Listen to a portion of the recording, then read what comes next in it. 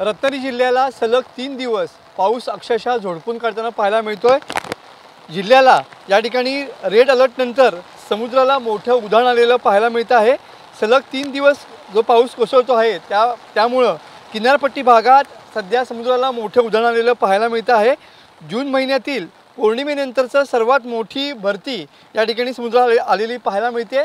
जवळपास 4.5 ते 4 मीटर उंचीच्या लाटा सध्या किनारपट्टी भागामध्ये या ठिकाणी उसळताना पाहायला मिळतात। किनारपट्टी भागातल्या लोकांना सध्या सतर्कतेचे आदेश जिल्हा प्रशासनाने दिलेले आहेत। एकंदरीतच सध्या आपण मिऱ्या समुद्रकिनारी या ठिकाणी उभे आहोत आणि सध्या या समुद्रकिनारी लाटांचं तांडव या ठिकाणी आपल्याला पाहायला मिळतं आहे। धूपप्रतिबंधक बंधाऱ्यावरून सध्या या लाटा ज्या आहेत त्या मानवी वस्तीपर्यंत आलेल्या पाहायला मिळतात। एकंदरीतच जर बघितलं तर पौर्णिमेच्या नंतरचं हे सर्वात मोठं उधाण आहे।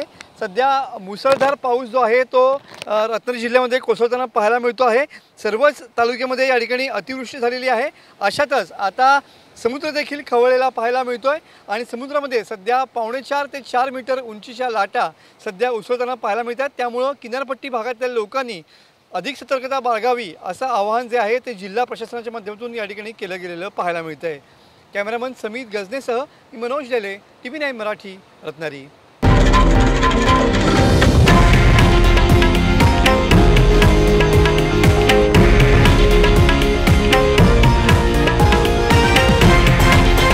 हे आहे देशातील नंबर 1 न्यूज नेटवर्क आणि आपण पाहत आहात TV9 मराठी, एकमेव।